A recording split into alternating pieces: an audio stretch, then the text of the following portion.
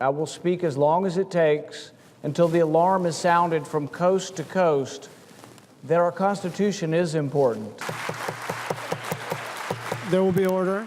And speak Rand Paul did. For nearly 13 hours one day in March, the senator held the floor, using the traditional filibuster tactic to challenge the U.S. government's policy on drones. Senator Rand Paul. That grandstanding drew the national spotlight to Paul.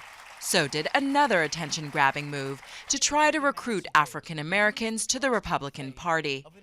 At this speech in April at a traditionally black college, Paul said he wanted the GOP to be a home again for black Americans, as it was a century ago.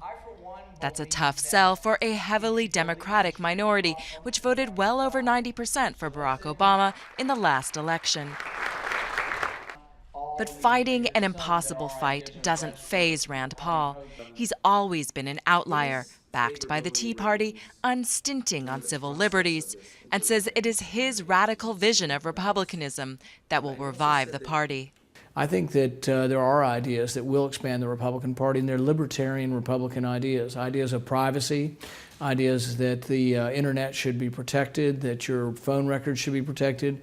I think those appeal to a lot of young people. Americans are rightly concerned about having all of their phone records. He fiercely opposes government tracking of cell phone data and internet activity, and even goes so far as to defend the NSA leaker Edward Snowden.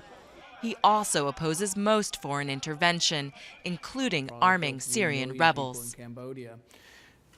We can't be the world's savior. The idea of a less aggressive foreign policy, I think it appeals not only to Republicans now. The majority of Republicans want to come home from Afghanistan. The majority of Republicans don't want to go into Syria right now. But to remake the Republican image, Paul might have to finesse his own. He comes off as principled but dour, rarely smiling, a big contrast with his potential rival Marco Rubio, the telegenic Florida senator also seen as prime presidential material. Thank you.